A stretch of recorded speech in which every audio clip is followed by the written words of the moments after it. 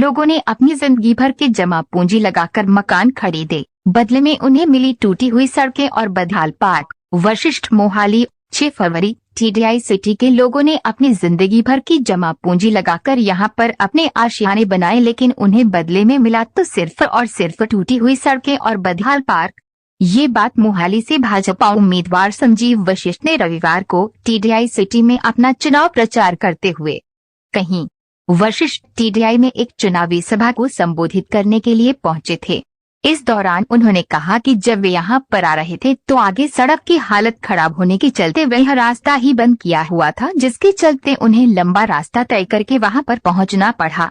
उन्होंने कहा कि वो ये सोचकर हैरान है कि वहां पर रहने वाले लोगों को इस समस्या का सामना रोजाना करना पड़ता है। उन्होंने कहा कांग्रेस सरकार द्वारा पिछले 5 सालों में इस एरिया में सड़कों और पार्कों का काम भी नहीं करवाया गया है। हालांकि ये एरिया फिलहाल बिल्डर के अंतर्गत है, लेकिन सरकार और जिला प्रशासन सिर्फ इसलिए ही होते हैं कि वे बिल्डर को उसकी मनमानी न करने दे। लेकिन सरकार ने लोगों का दर्द समझते हुए इस परेशानी पर गंभीरता ही नहीं दिखाई, जिसका खामियाजा आज यहाँ पर रहने वाले हजारों लोग भुगत रहे हैं। इसी के साथ ही उन्होंने कहा कि चुनाव के दिनों में बहुत सारी राजनीतिक पार्टियां लोगों को प्रलोभन देकर उन्हें अपनी तरफ आकर्षित करने का प्रयास करती हैं। ऐसा ही एक प्रलोभन कांग्रेस पार्टी द्वारा टीडीआई सिटी के लोगों को भी दिया गया और अब लोगों को कहा जा रहा है कि ये एरिया नगर निगम में शामिल कर वहां पर विकास कार्य करवाए जाएंगे। लेकिन यहाँ पर भी सवाल ये खड़ा होता है कि अगर सरकार इस एरिया पर इतना ही गंभीर थी तो उन्हें चुनाव के दिनों में ही यहाँ पर हालात सुधारने की याद क्यों आई, जबकि पिछले 5 सालों से लोग यहाँ पर परेशानियों का सामना करते आ रहे हैं। टीडीआई सिटी के रहने वाले मनीष कुमार, संदीप कुमार, सुखविंदर सिंह, मंजेश्वर कुमार तथा अन्य ने शिक्षकों के एरिया की समस्याओं के बारे में अवगत करवाते हुए कहा कि यहाँ पर जो टीडीआई क्लब बना हुआ है वहाँ पर अब तक बिजली का मीटर भी नहीं लगा है। इसके अलावा सड़कों तथा पार्कों के साथ साथ हर प्रकार के इंफ्रास्ट्रक्चर का भी हाल बेहाल ही है। लोगों की समस्याएं सुनने के बाद संजीव वशिष्ठ ने लोगों को आश्वासन देते हुए कहा कि इस बार पंजाब में भाजपा सरकार बनने के बाद यहाँ की समस्याओं को पहल के आधार पर हल करवाया जाए। और मेरे दोस्त भैन ने, बड़ी भैन मेरी डॉक्टर है, ਉਹਦੇ हस्बैंड IAS ऑफिसर ने, छोटी भैन इंजीनियर है, ਉਹਦੇ हस्बैंड भी इंजीनियर ने, वाइफ मेरी गोल्ड मेडलिस्ट है, पंजाब यूनिवर्सिटी तो LLM की हुई है, LLB की हुई है उन्हें। 2 बच्चे ने, बेटी मेरी इंजीनियरिंग कर रही है, बेटा मेरा 10वीं पढ़ता है। और जदों मैं भारतीय जनता पार्टी का नॉमिनेशन भरिया ਉਹਦੇ ਚ एफिडेविट दिता कि मेरे उत्ते कोई क्रिमिनल केस नहीं है और मैं कोई भी चीज परिवारिक तौर पर इनहेरिट नहीं की हुई। मेरी जड़ी जो कुछ भी मेरा सरमाया हैगा मैं आप बनाया हुआ है। ये गल मैं इसलिए दस रहा क्योंकि मेरे पिताजी बहुत उच्ची पोस्ट तो रिटायर हुए ने। जनरली तुम समझ सकते हो मैं की कह रहा।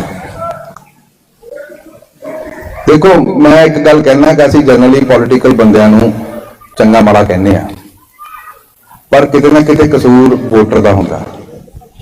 जे साधु चुनोगे वो साधुवाद फैलाएगा, संत चुनोगे वो सत्संग फैलाएगा। वो मैं शब्द नहीं बोलना पर तुम समझ जाओगे। जे तुम किसी उस तरह के बंदे को चुनोगे वो ही कुछ करेगा जो कुछ जनरली सानू देखने को मिलता। मेरी मातृ शक्ति भैन भी बैठिया ने, माता भी बैठिया इत्थे।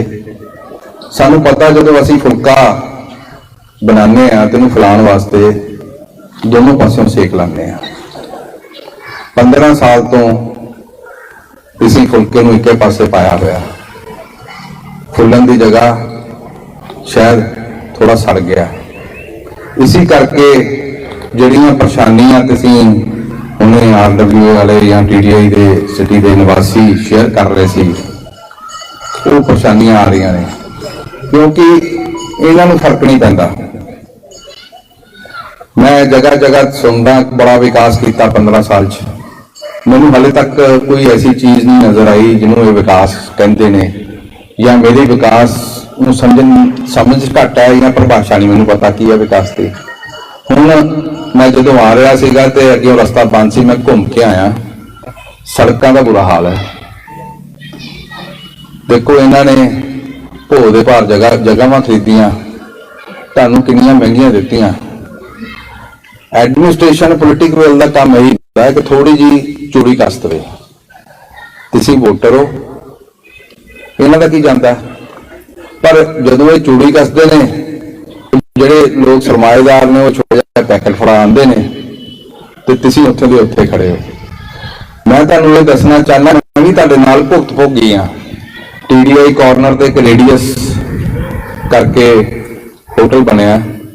ਅਸੀਂ 4 ਦੋਸਤ ਹਾਂ, +2 ਤੋਂ ਇਕੱਠੇ ਹਾਂ, ਕੋਈ ਕੰਮ ਵੀ ਕਰਦੇ ਹਾਂ। 12ਵੀਂ ਤੋਂ ਅਸੀਂ ਬਾਅਦ ਸਾਡੀ ਦੋਸਤੀ ਕਾਇਮ ਹੈ ਤੇ ਉਹ ਕੰਮ ਅਸੀਂ ਰਲ ਕੇ ਕਰਦੇ ਹਾਂ ਤੇ ਉਹਦੇ ਚ ਮੇਰਾ ਵੀ ਇੱਕ ਛੋਟਾ ਜਿਹਾ ਹਿੱਸਾ ਹੈਗਾ।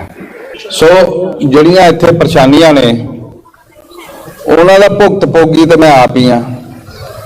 ਤੁਹਾਨੂੰ ਫਿਕਰ ਕਰਨ ਦੀ ਲੋੜ ਨਹੀਂ, ਮੈਨੂੰ ਪਤਾ। ਬੇਟਾ ਅੱਗੇ ਲਿਆ, ਤੁਹਾਨੂੰ ਫਿਕਰ ਕਰਨ ਦੀ ਲੋੜ ਨਹੀਂ। ਮੈਨੂੰ ਪਤਾ ਕਿ ਪ੍ਰਾਈਵੇਟ ਕਾਲਜ ਕਿਸ ਤਰ੍ਹਾਂ ਦੀ ਪਰੇਸ਼ਾਨੀ ਆਉਂਦੀ ਹੈ, ਪਰ ਉਹ ਪਰੇਸ਼ਾਨੀਆਂ ਨੂੰ ਤੁਸੀਂ ਜਦੋਂ ਝੇਲ ਰਹੇ ਹੋ, ਜਦੋਂ ਹੁਣ ਚੱਲਣ ਦਿਓ, ਜਦੋਂ ਇਸ ਪਰੇਸ਼ਾਨੀਆਂ ਨੂੰ ਤੁਸੀਂ ਝੇਲ ਰਹੇ ਹੋ ਤੇ ਤੁਹਾਨੂੰ ਇਹ ਵੀ ਪਤਾ ਹੋਣਾ ਚਾਹੀਦਾ ਇੱਕ ਕॉलोनाइजर ਸ਼੍ਰੀ ਕੁਲਵੰਤ ਸਿੰਘ ਜੀ, ਉਹ ਵੀ ਆਮ ਆਦਮੀ ਪਾਰਟੀ ਦੇ ਕੈਂਡੀਡੇਟ ਨੇ। ਕਹਿਣ ਤੇ ਆਮ ਆਦਮੀ ਪਾਰਟੀ ਆ, ਪਰ ਬੰਦੇ ਸ਼ਹਿਰ ਦੇ ਸਾਡੇ ਖਾਸ ਨੇ। ਇੱਕ ਝੂਠੇ ਵਾਅਦੇ ਲਾਉਣ ਦੀ ਰਵਾਇਤ ਚੱਲ ਪਈ ਹੈ ਸਮਾਜ ਦੇ ਵਿੱਚ। ਇਹ ਕਰ ਦਾਂਗੇ, ਉਹ ਕਰ ਦਾਂਗੇ, ਕਰਦਾ ਕੁਛ ਨਹੀਂ। ਕਰਨਾ ਸਿਰਫ ਇੱਕ MLA ਪੋਲੀਟੀਕਲ ਲੀਡਰ ਨੇ ਹੁੰਦਾ ਹੈ ਕਿ ਐਡਮਿਨਿਸਟ੍ਰੇਸ਼ਨ ਦੀ ਚੂੜੀ ਕੱਸਣੀ ਹੁੰਦੀ ਹੈ ਕਿ ਸਾਰੇ ਬੰਦਿਆਂ ਨੂੰ ਸਾਰੀ ਫੈਸਿਲਿਟੀਜ਼ ਮਿਲਣ।